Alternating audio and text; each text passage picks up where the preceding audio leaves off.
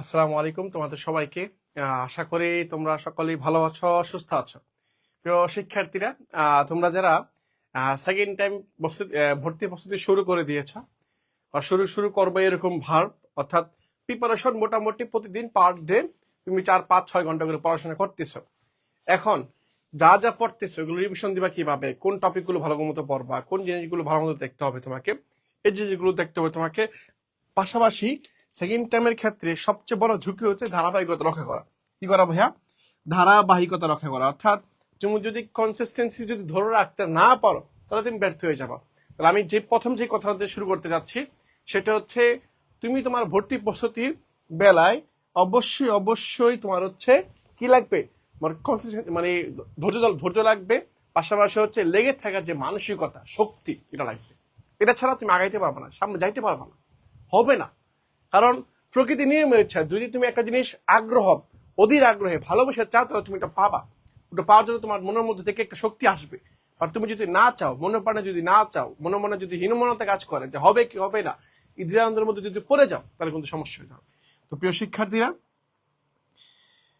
শিক্ষার্থীরা তোমরা একটু দ্রুত যুক্ত হবা। আশা করি সবকিছু ঠিক আছে, তোমরা আমাকে শুনতে পাচ্ছ।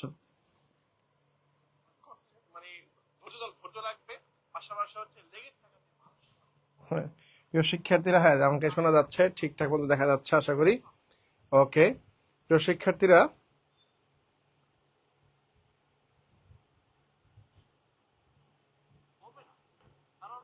ওকে তাহলে প্রিয় ভাইরা, আমি তোমাকে একটু দেখাই, জাস্ট ধরে ধরে দেখাবো, সব জিনিসগুলো শেষ করে ফেলবো ইনশাআল্লাহ, ঠিক আছে? আমরা সেকেন্ড টাইম গোল্ডেন ব্যাচের মধ্যে যে বেসিক ক্লাস শুরু করেছিলাম, হ্যাঁ বেসিক ক্লাস দিয়ে শুরু করছিলাম। এই যে বেসিক ক্লাসের মূল পার্ট ছিল কি, বাংলা সাহিত্যের ইতিহাস, এগুলোতে আমরা শুরু করেছিলাম, তাই না? এগুলো আমরা শুরু করেছি। এখন আমাদের কাজ হচ্ছে এগুলোর প্র্যাকটিস করা। কি করা ভাইয়া? সেগুলো একটু প্র্যাকটিস করা। কিভাবে প্র্যাকটিস করবো সেগুলো আমরা একটু দেখাবো। খেয়াল করো, আর প্র্যাকটিস করার আগে তোমাকে যে জিনিসগুলো লাগবে, যে জিনিসগুলো একটু ফলো করতে হবে। চিন্তা করো, তোমার কাছে মনে করো তুমি সেকেন্ড টাইম দিবা।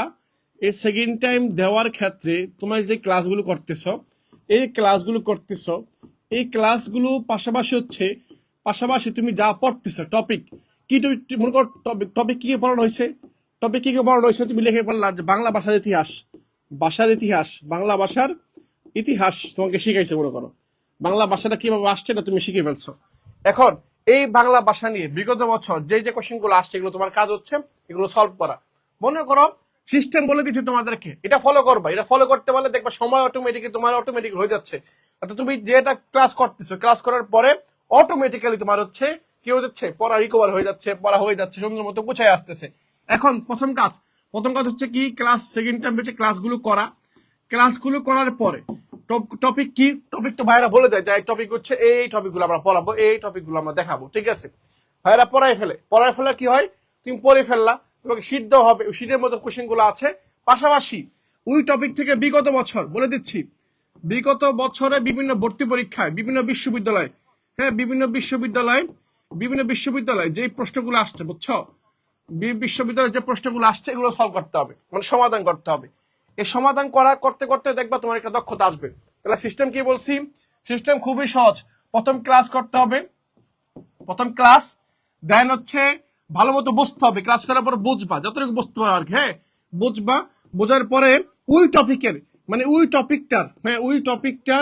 টপিকের বিগত বছরের কোশ্চেন, হ্যাঁ বিগত বছরের প্রশ্ন সমাধান, কি করবা, সমাধান জাস্ট এটা মনে রাখবা। বিগত বছরের প্রশ্ন কি করবা, সমাধান করবা। সিস্টেম হচ্ছে এটা, তুমি যা পড়তেছো ওই টপিকটা নিজে পড়বা, দেন হচ্ছে বিগত বছরের প্রশ্ন সমাধান করবা, ঠিক আছে? এখন তোমাকে আজকে জাস্ট আমি জাজমেন্টের জায়গায় দাঁড়াইয়া তোমাকে আমি দেখবো তুমি আসলে কতটুকু পারো, কতটুকু আয়ত্ত করতে পারছো, ঠিক আছে? একেবারে ইজি কোশ্চেন গুলা। যে টপিকটার সাথে আলোচনা করবো আজকে সেটা হচ্ছে বাংলা ভাষার ইতিহাস। কি ভাইয়া? বাংলা ভাষার কি ইতিহাস, বাংলা ভাষার ইতিহাস থেকে আছে তোমাদের দিব। এখন এই টপিক থেকে পরীক্ষার প্রশ্ন আসে কিনা, প্রশ্ন যদি আমাকে করো আমি কি বলবো, হ্যাঁ এই টপিক থেকে পরীক্ষার প্রশ্ন আসে। বিগত বছর প্রতি বছর ঘুরে ফিরে প্রশ্নগুলো হয়। তাহলে আমি তোমাকে বলবো অবশ্যই টপিকটা গুরুত্ব সহকারে দেখতে, এবং তুমি যা বুঝতে পারো না আছে হয়তো এখানে বুঝে যাবে, এখন সুন্দর মতো বুঝে যাবে, ঠিক আছে? ওকে, আমি ধীরে ধীরে সবগুলো আসি। আমি এক সবগুলো শূন্যের মধ্যে বুঝাই দিব, তুমি চাইলে অ্যান্সার করতে পারো, নাও করলে সমস্যা নাই। দেখো প্রথম কি বলছে, প্রথম বলছে দৃষ্টি প্রতিবন্ধীদের জন্য হাত দিয়ে, সরি দৃষ্টি প্রতিবন্ধী না, এটা প্রথম প্রশ্ন হচ্ছে এটা, সরি এটা ওকে। প্রথম প্রশ্ন হচ্ছে এটা, মাতৃভাষী জনসংখ্যায় ভিত্তিতে বিশ্বের বাংলা ভাষার অবস্থান কত? প্রশ্নটা খেয়াল করো, প্রশ্নটা বুঝো, তাহলে তোমার কাছে অ্যান্সার সহজ হবে। প্রশ্নের মধ্যে একটু প্যাচ আছে, একটু প্যাচ আছে। প্যাচটা কি দেখো, মাতৃভাষা মানে মায়ের ভাষা, মানে দেশের ভাষা, অর্থাৎ আমি আর তুমি যেই দেশে জন্মগ্রহণ করেছি ওই দেশের জাতীয় ভাষার নাম কি? মনে করো যারা ভারতে বসবাস করে তাদের জাতীয় ভাষা হিন্দি, বা হচ্ছে যারা ওই যে ভাষায় কথা বলে বাঙালি যারা, তাদের জাতীয় ভাষা কি? বাংলা। তো আমাদের মাতৃভাষা বাংলা। আমাদের জনসংখ্যা কত ভাইয়া? আমাদের জনসংখ্যা মনে করো ধরো 18 কোটি। কত কোটি? 18 কোটি। 18 কোটি। তো মাতৃভাষা 18 কোটি ভিত্তিতে বিশ্বের বাংলা ভাষার অবস্থান হচ্ছে, ভাষার অবস্থান হচ্ছে পঞ্চম। এটা কি বোর্ড বইয়ের, বুঝছো? বোর্ড বইয়ের একটা তোমার হচ্ছে তথ্য অনুযায়ী, বোর্ড বই তথ্য অনুযায়ী বাংলা ভাষার অবস্থান পঞ্চম। আবার আসি, যদি পরীক্ষায় বলা হয় ব্যবহারকারীর দিক থেকে মাতৃভাষা বাংলা, মানে বাংলা মাতৃভাষার কততম? খেয়াল করছো? যদি বলা হয় ব্যবহারকারীর দিক থেকে তাহলে ষষ্ঠ, আর যদি শুধুমাত্র বলা হয় মাতৃভাষার দিক থেকে বাংলা ভাষা কততম, তাহলে উত্তর হচ্ছে পঞ্চম। তাহলে কত? পঞ্চম। ওকে, তাহলে সমাধানটা কিভাবে করবা? সমাধানটা হচ্ছে কিভাবে, মাতৃভাষার দিক থেকে বাংলা ভাষার অবস্থান হচ্ছে পঞ্চম, আর জনসংখ্যার দিক থেকে বাংলা ভাষা, মানে বাংলা ভাষা ব্যবহার করে এই দিক থেকে ব্যবহার সংখ্যা হচ্ছে ষষ্ঠ। এটাও বোর্ড বইয়ের মধ্যে উল্লেখ করা আছে, বোর্ড বইয়ের মধ্যে উল্লেখ করা আছে। ঠিক আছে, বোর্ড বইয়ের মধ্যে আছে। ওকে, এটা হচ্ছে মূল কোশ্চেনের, মানে একটু এলোমেলো আসে মাঝে মধ্যে, দেখা যায় ষষ্ঠ, কেউ বলে পঞ্চম, হ্যাঁ বলা হয় আর কি।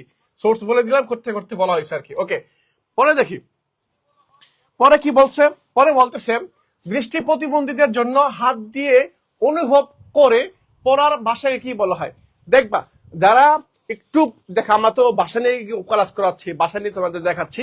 এখন এই ভাষা নিয়ে দৃষ্টি প্রতিবন্ধীদের জন্য হাত দিয়ে অনুভব করে পড়ার ভাষাকে, মানে দেখবা যারা দৃষ্টি প্রতিবন্ধী আছে, মনে করো একটা খাতা হাতে নিবে, এটা নিয়ে আর কি করবে, এভাবে দেখবে, এভাবে ঠিক সেম এভাবে দেখবে। মানে একটা দৃষ্টি প্রতিবন্ধী তোমার হচ্ছে যা কি করবে, চোখে দেখতে পারে না, বেটি কি করবে, হাত দিয়ে টাচ করবে, এভাবে দেখবে, এভাবে দেখে দেখে দেখে বলে ফেলতে পারে। এই যে ভাষাটা ওই হাত দিয়ে পড়লো, এটাকে বলা হয় ব্রেইল ভাষা। কি ভাষা? ব্রেইল ভাষা। এই তো ব্রেইল ভাষা বা ব্রেইল ভাষা। তাহলে আবার বলে দেই, তাহলে দৃষ্টি প্রতিবন্ধী যারা আছে, যারা হচ্ছে হাত দিয়ে, যার হাতের এভাবে ধরে অক্ষর বলে ফেলে, যে আমার সোনার বাংলা এভাবে ধরে ধরে বলে ফেলে, এটাকে বলা হয় ব্রেইল ভাষা। তাহলে আমি পাইলাম কি, দৃষ্টি প্রতিবন্ধীদের দিয়ে অনুভব করে পড়ার ভাষাকে বলা হয় ব্রেইল ভাষা। ঠিক আছে, ব্রেইল ভাষা। ওকে, কি ভাষা বলা হয়? ব্রেইল ভাষা বলা হয়। তো এটা কোনো সন্দেহ নাই, সমাধান হয়ে গেছে। ঠিক আছে ভাইরা, তাহলে উত্তর হচ্ছে ব্রেইল ভাষা। ওকে, পরবর্তী আসিবা, জাস্ট ধবাধপ কয়েকটা কোশ্চেন সলভ করাবো, এবং তোমাদের উত্তর যারা পারো দিবা, উত্তর দিবা। ঠিক আছে, প্রত্যেকটা কোশ্চেনের ব্যাখ্যা সহ তোমাকে বলাই দিব। হ্যাঁ বলে দিব, যাতে করে সামনে যদি কোনো কোশ্চেন তোমার সামনে পড়ে, তাহলে তুমি মানে বুঝতে পারবা। তুমি যত কোশ্চেন সলভ করবা, দেখো পরীক্ষা হলে আসলে কি হয়, পরীক্ষা হলে এমসিকিউ সিস্টেম, মানে তোমাকে কোশ্চেন দেওয়া হবে, তুমি সলভ করবা, তাই না? ঠিক একই ভাবে আমি তোমাকে কোশ্চেন দিচ্ছি, মানে পরীক্ষার এক্সাম হলে যেটা হবে সেটাই তোমাকে করাচ্ছি, যাতে তোমার অভ্যস্ত হয়ে যাও আর কি। তাহলে বাংলা লিপির মূল উৎস কোন প্রাচীন লিপি? দেখো এখানেও কোশ্চেনের প্যাচ আছে, এখানে একটু প্যাচটা কিরকম, এখানে বলা হইতেছে বাংলা লিপির মূল উৎস। লিপি মানে কি? লিপি মানে হচ্ছে খোদাই করা চিহ্ন। যেমন আমি বললাম যে ক, এই যে আ, হ্যাঁ পরে হচ্ছে দীর্ঘ ই, রস্যাউ রি, এই যে এগুলো হচ্ছে অক্ষর। হ্যাঁ, এই বাংলা লিপির মূল উৎস কোন প্রাচীন লিপি? মনে রাখবা, যদি বলা হয় কোন লিপি থেকে আসছে, তাহলে প্রথম উত্তর হবে ভারতীয় লিপি। কি লিপি ভাইয়া? প্রথম উত্তর হবে ভারতীয় লিপি থেকে। কি লিপি থেকে আসছে? ভারতীয় লিপি থেকে আসছে। তাহলে প্রথম আমার উত্তর এক নাম্বার উত্তর হচ্ছে ভারতীয় লিপি থেকে আসছে। এটা আমার, এখানে কোনো সমস্যা নাই, এখানে কোনো ডাউটনেস নাই, কিচ্ছু নাই, এখানে সমাধান শেষ। পরে আসি, যদি বলা হয় বাংলা লিপি ভারতীয় লিপিমালার, মানে ভারতীয় লিপিমালার কোন শাখা থেকে আসছে? দেখো এই ভারতীয় লিপিমালার শাখা দুইটা। কয়টা ভাইয়া? দুইটা। একটা হচ্ছে ব্রাহ্মলিপি। কি লিপি? একটা হচ্ছে ব্রাহ্মলিপি, একটা হচ্ছে ব্রাহ্মলিপি, আরেকটা কি ভাই, আরেকটা হচ্ছে খরষ্ঠী। একটা কি, আরেকটা হচ্ছে খরষ্ঠী। হ্যাঁ, খরষ্ঠী, খরষ্ঠী লিপি, ঠিক আছে, ব্রাহ্মলিপি আর খরষ্ঠী লিপি। এখন আসি, এখন যদি বলা হয় বাংলা লিপি ভারতীয় লিপিমালার কোন শাখা থেকে আসছে, উত্তর হচ্ছে ব্রাহ্মলিপি থেকে আসছে। কোন লিপি থেকে আসছে? ব্রাহ্মলিপি থেকে আসছে। এখানেও সমাধান হয়ে গেছে, শেষ। এরপর আর একটু নিচে আসি, আরো একটু নিচে আসি। এই যে ব্রাহ্মলিপি যেটা আছে, এই ব্রাহ্মলিপির আবার 3টা শাখা। কয়টা শাখা ভাইয়া?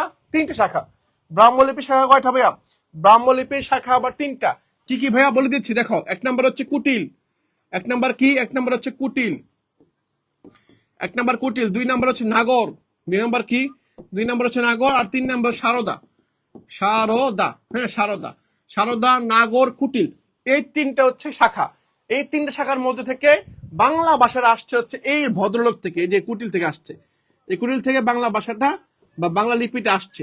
বাংলা লিপিটা এই বাংলা এইখান থেকে আসছে। তাহলে আমি সমাধান পেয়ে গেছি। তাহলে আমার প্রথম কথা হচ্ছে, কোন লিপিমালা থেকে যদি বলা হয় লিপিমালা, লিপিমালা মানে হচ্ছে যার মধ্যে অনেকগুলো লিপি আছে। ভারতীয় লিপিমালার মধ্যে কি আছে? ব্রাহ্মলিপি আছে, খরষ্ঠী লিপি আছে, তার মানে এটা লিপিমালা। যদি বলে কোন লিপিমালা থেকে, মালা বলে মালা, তখন উত্তর হবে ভারতীয় লিপিমালা। আর যদি বলে কোন লিপি থেকে আসছে, তাহলে উত্তর ব্রাহ্মলিপি বা কুটিল লিপি, এটা থেকে একটা উত্তর হবে।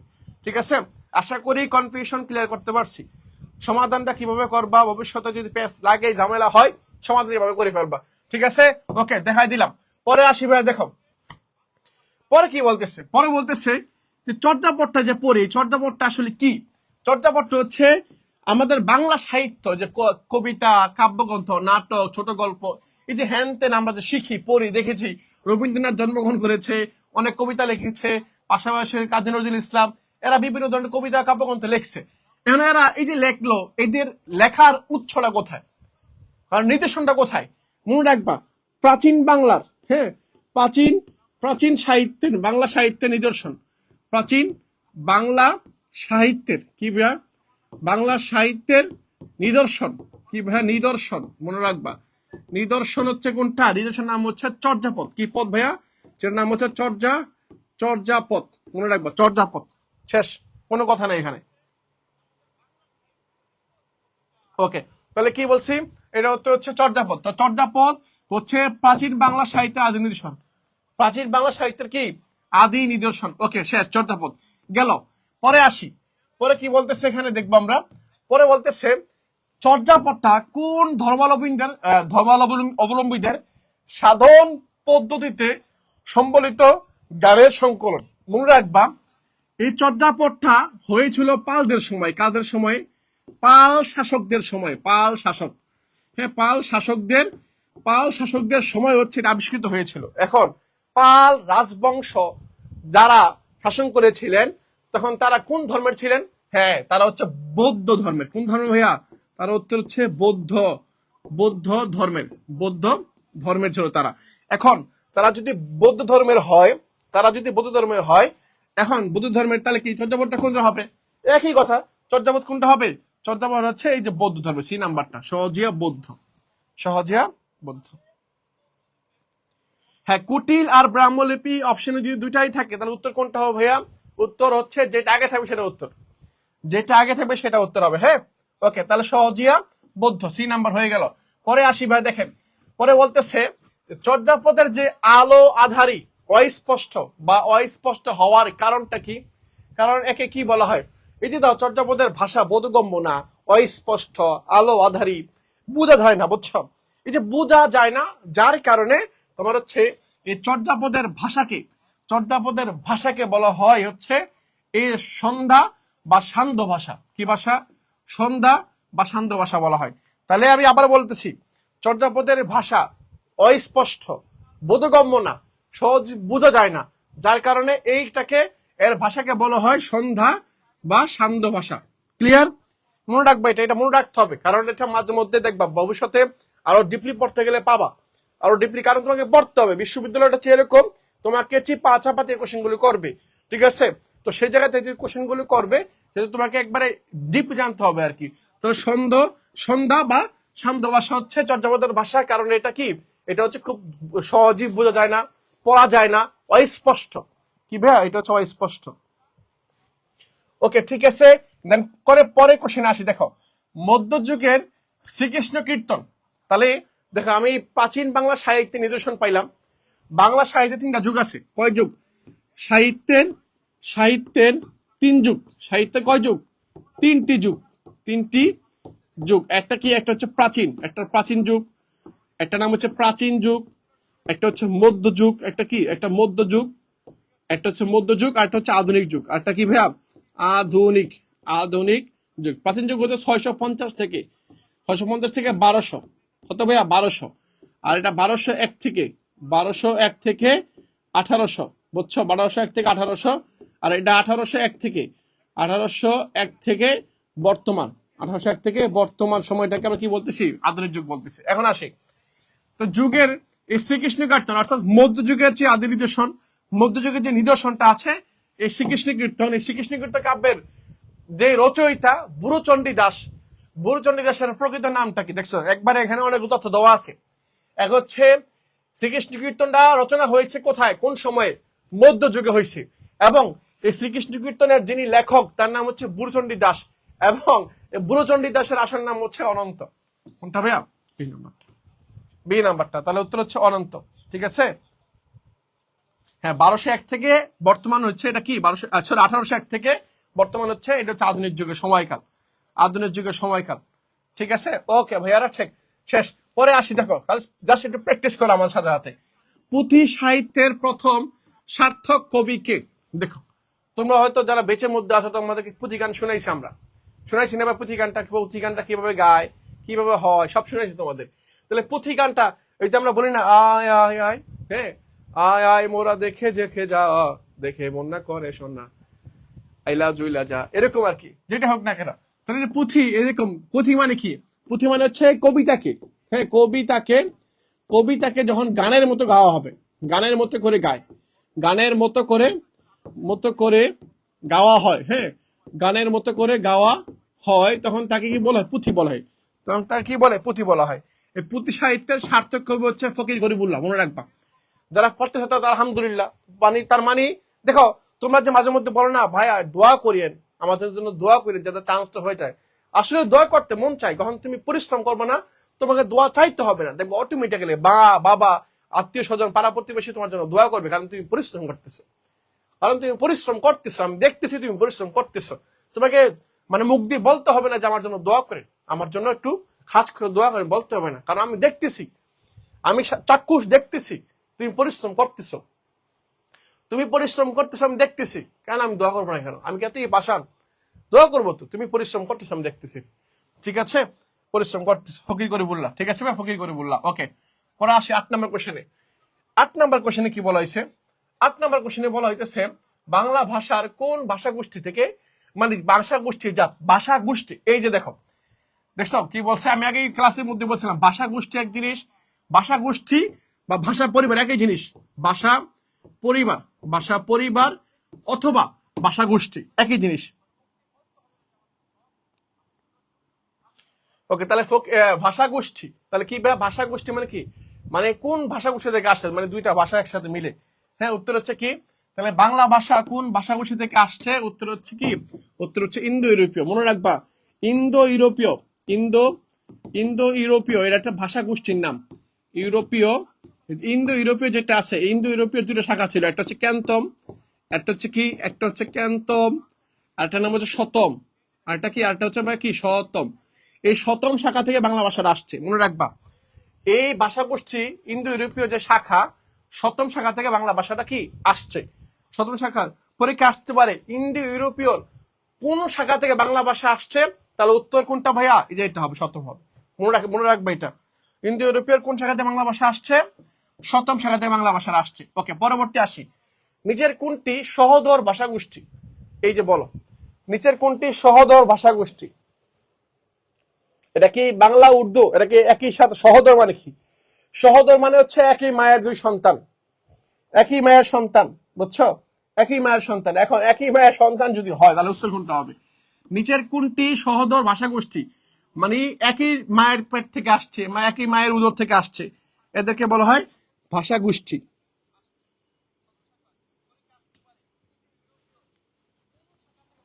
ওকে, তাহলে নিচে কোনটি সহোদর ভাষা গোষ্ঠী? তাহলে আমার উত্তর হচ্ছে কি ভাইয়া? আমার উত্তর হচ্ছে প্রথমে আসি, প্রথম হচ্ছে বাংলা উর্দু। না, আমি একটু আগে তোমাদের শিখাইছিলাম ক্লাসের মধ্যে, তোমরা যারা ক্লাস করছো তোমরা অবশ্যই পারবা। মানে বেশের মধ্যে যদি 14 শিক্ষার্থী বলি, এই 14 শিক্ষার্থীর মধ্যে 1300 সামথিং দেখলাম একটু আগে আমি কিছুক্ষণ আগে। ভালো তোমরা ক্লাস করতেছো, এবার আশা করি যে এই বেশ থেকে টপ 1 2 দুইটাই থাকবে আমাদের ইনশাল্লাহ। তোমরা যে পরিশ্রম করতেছো, যে লেভেলে পরিশ্রম করতেছো, আমি দেখলাম ক্লাসে একটু আগে 13 শিক্ষার্থী 1300 সামথিং, 1300 কত জন, 8-9 জন এরকম হয়তো ক্লাস করছো। মানে 14 শিক্ষার্থীর মধ্যে অলরেডি 1300 জন ক্লাস করে ফেলছো। নোটও কয়জন, আর কয়জন বাকি আছে জমা দিয়ে দিচ্ছ দেখলাম। এটা দেখলে আমাদের ভালো লাগে, শান্তি লাগে যে একটা শিক্ষার্থী কথা শুনতেছে, পড়তেছে, দোয়া অটোমেটিক চলে আসে। তোমার জন্য দোয়া অটোমেটিক চলে আসবে, তোমার চাইতে হবে না ভাইয়া। হ্যাঁ, তাহলে দেখো আমি কি বলতেছি, আমি বলতেছি বাংলা উর্দু। দেখো বাংলা উর্দু না তো বঙ্গ কামরূপী, বুঝছো? বঙ্গ কামরূপী একটা ভাষা। এটা হচ্ছে বাংলা ভাষার মা বলা হয়। কি বলা হয়? মা বলা হয়। আর এর মেয়ে কয়টা? 3টা। একটা হচ্ছে অসমিয়া, হ্যাঁ অসমিয়া, পরে হচ্ছে বাংলা, পরে বাংলা, পরে হচ্ছে উড়িয়া বা উড়িষ্যা, তাহলে সেই হিসাব থেকে বাংলা ভাষার বোন হচ্ছে কোনটা? অসমিয়া, বাংলা, উড়িয়া। তাহলে সেখানে উত্তর দেওয়া আছে বাংলার অসমিয়া। উত্তর হচ্ছে বি নাম্বার, তাই তো? আলহামদুলিল্লাহ পারছো, আলহামদুলিল্লাহ তোমার পেরেছো ভাই। ঠিক আছে, নেক্সট কোশ্চেন আসি। বাংলা ভাষা আন্দোলনের নাটক কোনটা? এটা তো অনেকেই পরিচিত, এই নাটকের সাথে। হ্যাঁ, এটা হচ্ছে মনির চৌধুরী লেখছে। আর কে লেখছে ভাইয়া? মনির চৌধুরী, বলে দিলাম মনির চৌধুরী। এই ব্যক্তির নাটকটা হচ্ছে এটা। মানে ভাষা আন্দোলনের সময় নাটক রচিত হয়েছিল। ওই নাটকটার নাম কি? হ্যাঁ, সেটা হচ্ছে কবর নাটক। কি নাটক ভাইয়া? হ্যাঁ, 10-এর এই নাম্বারটা, এটা পারবা তোমরা। তাহলে কবর নাটক হচ্ছে এমন একটা নাটক যেটা ভাষা আন্দোলন কেন্দ্র করে রচিত হয়েছিল। ভাষা আন্দোলনকে কেন্দ্র করে কি হয়েছে? রচিত হয়েছে কবর নাটকটা। তাহলে ভাষা আন্দোলনের নাটক হচ্ছে কি? কবর। কার কে লেখছে? মনির চৌধুরী। ওকে ভাইয়া, ওকে। সহোদর মানে কি? হ্যাঁ, প্রশ্ন করছে একজন ভাই, সহোদর মানে কি? দেখো, সহোদর মানে শব্দটা ভেঙে লেখি। সহোদর, এভাবে তো বানানটা সহোদর। এই সহোদর বানানটা ভেঙে লেখলো হচ্ছে সহ প্লাস উদর। সহ প্লাস কি? উদর। অর্থাৎ সহ মানে সাথে, সহ মানে কি? সহ মানে সাথে, উদর মানে হচ্ছে পেট। উদর মানে কি? পেট না? উদর মানে পেট। তার মানে পেটের সাথে না, মানে একই গর্ভ থেকে, সাধারণত মায়ের একই গর্ভ থেকে যখন একই সন্তান, মানে ভাই, যেমন আমার ভাই আমার সহোদর, আমার বোন আমার সহোদর। কারণ কি? আমরা একই গর্ভ থেকে আসছি, একই মায়ের পেট থেকে আসছি, বুঝছো? এটাকে বলা সহোদর। মানে ভাই বা বোন এগুলোকে বলা সহোদর। একই মায়ের পেটে ভাই বোনকে কি বলা হয়? সহোদর বলা হয়। ঠিক আছে, ওকে, তাহলে সেটা পাইলাম আমরা। আচ্ছা, পরে আসি। এখন আসি ডক্টর সুনীতি কুমার চট্টোপাধ্যায়, ওনার মতে বাংলা ভাষার উদ্ভব ঘটে কোন প্রাকৃত থেকে? তোমরা হয়তো জানো একটা প্রাকৃত ভাষা, অর্থাৎ বাংলা ভাষার বিবর্তন হইতে হইতে প্রাকৃত ভাষা আসছে। এই প্রাকৃত বা দুইটা শাখা। কটা শাখা ভাই? দুইটা শাখা। একটা হচ্ছে কি?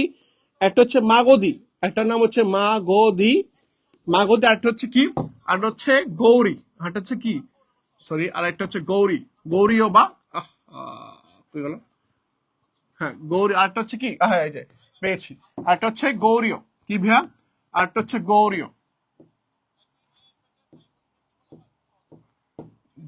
বা গৌরী, এরকম বলা হয়, গৌরীয়। হ্যাঁ, মাগধী আর গৌরীয়। ঠিক আছে, ওকে। এখন কি বলতেছে ডক্টর সুনীতি কুমার চট্টোপাধ্যায়? ওনার মতে বাংলা ভাষাটা আসছে, ওনার মতে পাশাপাশি আরেকজন ব্যক্তি আছে, আরেকজন ব্যক্তি, তার নাম হচ্ছে জর্জ গিয়ারসন। কি ভাইয়া? জাস্ট ওটা দেখলাম না, ওটা বাদ দাও। জর্জ গিয়ারসন উনিও ছিলেন আর কি, ওনার সাথে একমত ছিল আর কি। তো সুনীতি কুমার চট্টোপাধ্যায়ের মতে কোন প্রাকৃত থেকে বাংলা ভাষাটা আসছে? তো প্রাকৃতিক দুইটা শাখা, একটা হচ্ছে মাগধী, একটা হচ্ছে গৌরীয়। সুনীতি কুমার চট্টোপাধ্যায় বলতেছেন যে বাংলা ভাষাটা আসছে এই মাগধী থেকে।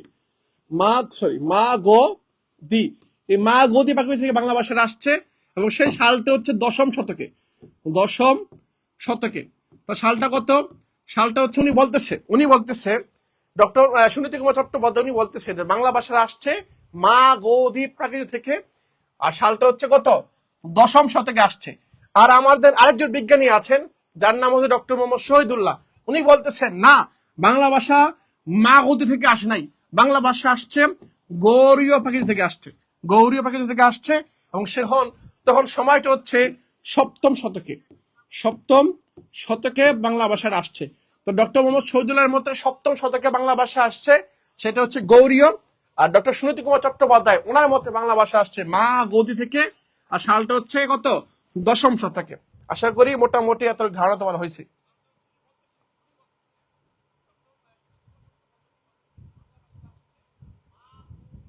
ওকে, তাহলে উত্তর কি ভাইয়া? তাহলে উত্তর হচ্ছে গৌড়ীয়, সপ্তম শতক, এগুলো সব দেখে ফেললাম। ওকে, পরবর্তী প্রশ্নে আসি। পরবর্তী প্রশ্ন কি, হরপ্রসাদ শাস্ত্রী, হরপ্রসাদ শাস্ত্রী চর্যাপদ আবিষ্কার করে কোন উপাধি লাভ করেন? তোমরা জানো হয়তো, এটা অনেক সহজ একটা উপাধি। অর্থাৎ উনি উনি 1907 সালে, কত সালে ভাইয়া? 1907 সালে নেপালের কোথায়, নেপালের রয়্যাল লাইব্রেরি, কি লাইব্রেরি ভাইয়া? রয়্যাল লাইব্রেরি বা রাজদরবার, কি দরবার ভাইয়া? রাজদরবার থেকে 1907 সালে উনি চর্যাপদ আবিষ্কার করেন। চর্যাপদ কি করেন? আবিষ্কার করেন। কে করেন? আর তার নাম হচ্ছে হরপ্রসাদ শাস্ত্রী। আবিষ্কার করেন, তার নাম হচ্ছে হরপ্রসাদ শাস্ত্রী, নামটা এখানে দেওয়া আছে যে হরপ্রসাদ শাস্ত্রী। এই আবিষ্কার করার ফলে তাকে নাম দেওয়া হয়, তাকে উপাধি দেওয়া হচ্ছে সি নাম্বারটা, মহামহোপাধ্যায়। কি দেওয়া হয়? মানে তাকে উপাধি দেওয়া হয় মহামহোপাধ্যায়। ঠিক আছে?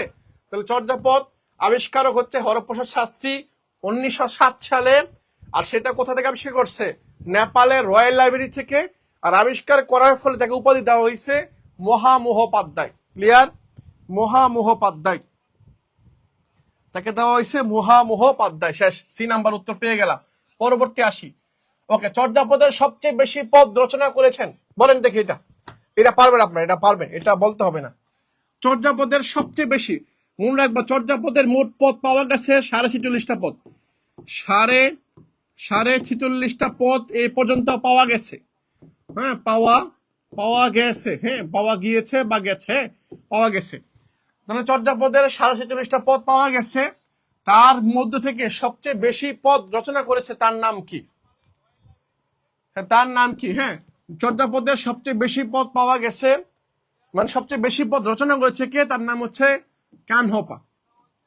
কি ভাইয়া? তার নাম হচ্ছে কানহপা বলা হয়, কানহপা বলা হয়। এই কানহপা তোমার হচ্ছে সেই ব্যক্তি যিনি সবচেয়ে বেশি পদ রচনা করেছেন। এবং আমাকে বলতে হবে চর্যাপদের, বুঝছো, চর্যাপদের আদি কবি কি? আদি কবি কাকে, কে ছিল আদি কবি কে? বলো। প্রশ্ন এখানে উত্তর অপশন এগুলো, এখানে অপশন এগুলো আছে, বলো। চর্যাপদের আদি কবি কে ছিল? চর্যাপদের আদি কবির নাম কি? আমরা তো দেখে ফেললাম যে চর্যাপদের মধ্যে সবচেয়ে বেশি পদ রচনা করেছে কানহপা। এখন আমাকে বলতে হবে চর্যাপদের মধ্যে সবচেয়ে আদি কবি কে ছিলেন? সবার আদি কবি কে ছিলেন? আদি কবি কে ছিলেন? এই তো আদি কবি কে? সে হচ্ছে কি লুইপা। সে কে ভাইয়া? সে হচ্ছে লুইপা। হ্যাঁ, লুইপা। এরা পাই এলাম। তো লুইপা হচ্ছে আদি কবি। লুইপা কি? লুইপা হচ্ছে আদি কবি, আদি কবি। আর বেশি পদ রচনা করছে কি? কানহপা। বেশি পদ রচনা করছে, বেশি পদ বেশি পদ রচনা করছে কানহপা। ওকে, পরে আসি। পরবর্তী প্রশ্ন কি, চর্যাপদ এই পর্যন্ত কয়টি পদ আবিষ্কৃত হয়েছে? একটু আগে বলছি, দেখি কার কার মেমোরি ভালো।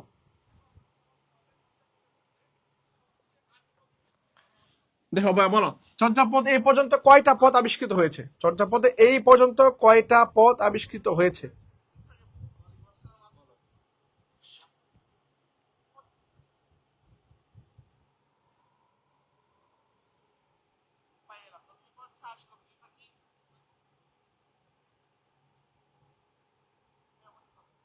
ওকে, এই তো, হ্যাঁ, 24টা। ঠিক আছে, একজন বলছে 24টি না, এই পর্যন্ত 24 কয়টি আবিষ্কৃত হয়েছে? সেটা হচ্ছে 46টা, সি নাম্বারটা, 46টা।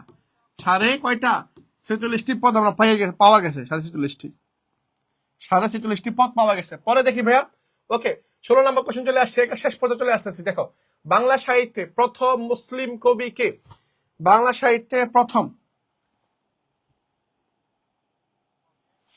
সিইউ অ্যাডমিশন টেস্টে এসএসসি এইচএসসি দুটা মিলে যদি 6.50 হয়, 6.50 হয়, তুমি যদি মানবিকের শিক্ষার্থী হও, 5 মাইনর শিক্ষার্থী এবং সেকেন্ড টাইমার হও, তাহলে দিতে পারবা। ওকে, আমাকে বলো এটা ভাইয়া, বাংলা সাহিত্যের প্রথম মুসলিম কবিকে, তার নাম হচ্ছে শাহ মোহাম্মদ সগীর। শাহ মোহাম্মদ সগীর, এই ভদ্রলোক হচ্ছে কি, উনি শাহ মোহাম্মদ সগীর, এ মোহাম্মদ সগীর, উনি হচ্ছে বাংলা সাহিত্যের প্রথম মুসলিম কবি। প্রথম মুসলিম কবির নাম হচ্ছে শাহ মোহাম্মদ সগীর, ঠিক আছে, শাহ মোহাম্মদ সগীর। ওকে, পরে দেখি বাংলা ভাষার নিকট আত্মীয় কোনটা। এখানে একটা অপশন দেওয়া আছে, এখানে ওড়িয়া, পালি, সংস্কৃত বা ইংরেজি। বাংলা ভাষার নিকট আত্মীয়, বাংলা ভাষার নিকট আত্মীয় কোনটা?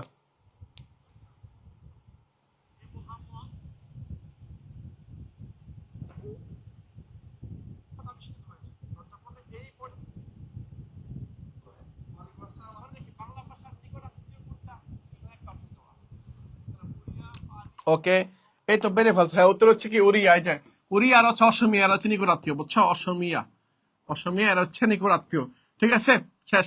পরে পেয়ে ফেললাম, পরে আসি।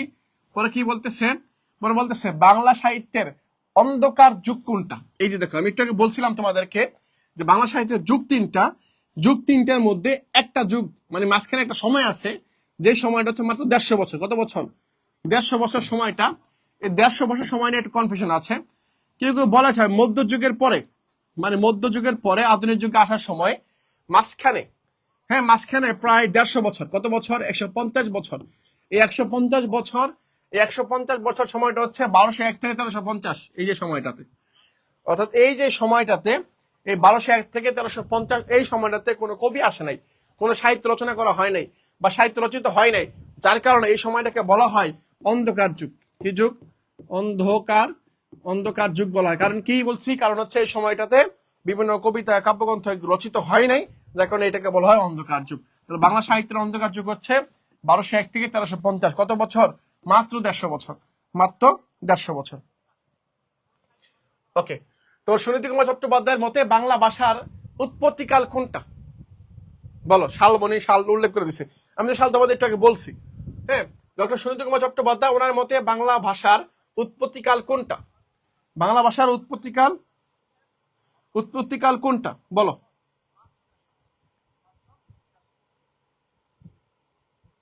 প্রিয় শিক্ষার্থীরা বলে ফেলো যে বাংলা ভাষার উৎপত্তিকাল কোনটা।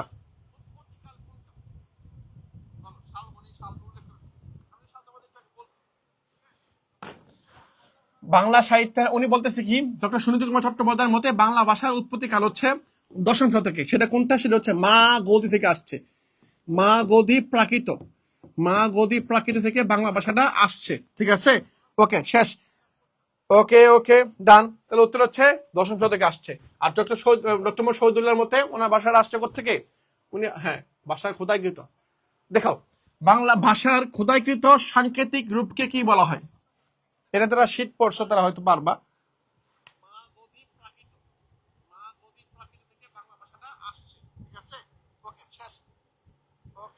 কিছু কিছু গাইডে অহমিয়া আছে, অসমিয়া। কিন্তু অসমিয়া বলতে আসাম অঞ্চলকে বোঝানো হয়েছে, বুঝছো? আসাম, আসাম থেকে, আসাম থেকে আর উড়িষ্যা থেকে উড়িয়া, বলছো এরকম অঞ্চল। অহমিয়া না, সেটা হচ্ছে অসমিয়া, অসমিয়া বা অসম হবে আর কি, বা আসাম এরকম কিছু হবে। ওকে, তাহলে সেই হিসাব পাচ্ছে কোনটা? ভাষা খোদাইকৃত সাংকেতিক চিহ্নকে বলা হয় লিপি। কি বলা হয়? লিপি। বাংলা লিপি আসছে থেকে ভারতীয় লিপিমালা থেকে আসছে, ঠিক আছে, মনে রাখবে এটা, ঠিক আছে। বাংলা ভাষার উদ্ভব কোন ভাষার মাধ্যমে হয়েছে? ডক্টর মোহাম্মদ শহীদুল্লাহর মতে। কার মতে? ডক্টর মোহাম্মদ শহীদুল্লাহর মতে। তাহলে কবি দুইজন পাইতেছি, ভাষা বিজ্ঞানী দুইজন, একজন হচ্ছে সুনীতি কুমার চট্টোপাধ্যায়, আরেকজন হচ্ছে ডক্টর মোহাম্মদ শহীদুল্লাহ। দুইজনের মতে, ডক্টর মোহাম্মদ শহীদুল্লাহর মতে বাংলা ভাষা আসছে 7ম শতকে, আর সুনীতি কুমার চট্টোপাধ্যায় ওনার মতে বাংলা ভাষা আসছে 10ম শতকে, মা গদি প্রাকৃত থেকে আসছে। আর ডক্টর মোহাম্মদ শহীদুল্লাহর মতে বাংলা ভাষা আসছে গৌরীয়, গৌরীয় প্রাকৃত থেকে আসছে, গৌরীয় প্রাকৃত থেকে বাংলা ভাষাটা আসছে, ঠিক আছে। এবং বলে রাখি, বেঁচে বেঁচে যে শিক্ষার্থীরা আসো, এটা হচ্ছে বাংলা লেকচার শিট। এটা কি? যেটা আজকে তোমাদের বাসা পাঠানো হচ্ছে, তোমরা হয়তো যাচ্ছ, তোমাদের হয়তো কনফার্ম হচ্ছে, অনেকে বাসা কল যাচ্ছে, ঠিক আছে। এটা হচ্ছে বাংলা লেকচার শিটের কভার পেজ, দেখাই দিলাম তোমাদেরকে, তোমাদের সাথে উন্মোচন করে দিলাম। এটা হচ্ছে বাংলা লেকচার শিটের কভার। কেমন হচ্ছে একটু বলিও, হ্যাঁ। এবং অবশ্যই অবশ্যই শীট গুলো হাতে পাওয়ার পরে অবশ্যই আমাদের জানাবা, আমাদেরকে অবশ্যই অবশ্যই জানাবা যে ভাইয়া পাইছি, ঠিক আছে। তাহলে আমরা কিভাবে বুঝবো যে তুমি পাইছো কিনা ভাইয়া? শীট পাওয়ার পরে, লেকচার শীট পাওয়ার পরে, কোশ্চেন ব্যাংকগুলো পাওয়ার পরে জানাবা যে ভাইয়া পাইছি, ঠিক আছে। এটা অনুরোধ থাকবে, অনুরোধ থাকবে। এটা হচ্ছে ইংরেজি। এটা কি ভাইয়া? এটা হচ্ছে ইংরেজি, এটা হচ্ছে ইংলিশ লেকচার শিটের কভার, ঠিক আছে। ওকে, পরে আসি, পরে জিকেটা আসি। আর এটা হচ্ছে জিকে, আর এটা কি, এটা হচ্ছে জিকে ভাই, ঠিক আছে। এগুলো পাঠাই দেওয়া হচ্ছে। তো তোমরা অবশ্যই জানলাম, এটা অনুরোধ থাকবে, বেচের মধ্যে যে শিক্ষার্থীরা আছো তারা অবশ্যই অবশ্যই কমেন্ট করে বলো, মেসেজ দিয়ে বলো, যে কনফার্ম করে বলো, বা ফোন দিয়ে বলো, কল দিয়ে বলো, যেটাই বলো না কেন, কল দিয়ে বলবা যে ভাইয়া আলহামদুলিল্লাহ পেয়েছি, এটা বলবা। এটা অনুরোধ থাকবে তোমাদের কাছে যে ভাইয়া পেয়েছি, শীটগুলো পেয়েছি। আমাদের অনেক দিনের মানে পরিশ্রম আর কি বলা যায়, দীর্ঘদিনের পরিশ্রমের বিনিময়ে আমরা এগুলো তৈরি করতে পারছি। তোমাদের হাতে যাচ্ছে, হাতে যাওয়ার পর অবশ্যই অবশ্যই আমাদের একটু কনফার্ম করবো যে পেয়েছে, ঠিক আছে। তো এই ছিল আমাদের।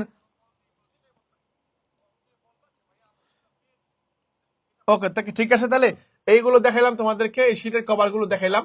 এগুলো আমাদের স্বপ্ন ছিল আর কি, স্বপ্ন আলহামদুলিল্লাহ ওকে সব পূরণ হয়েছে। তোমাদের হাতে পৌঁছালে আর সার্থক হবে এটা। শীটগুলো পারবা জানাবা। এই ছিল আজকে ক্লাসের মূল বিষয়গুলা।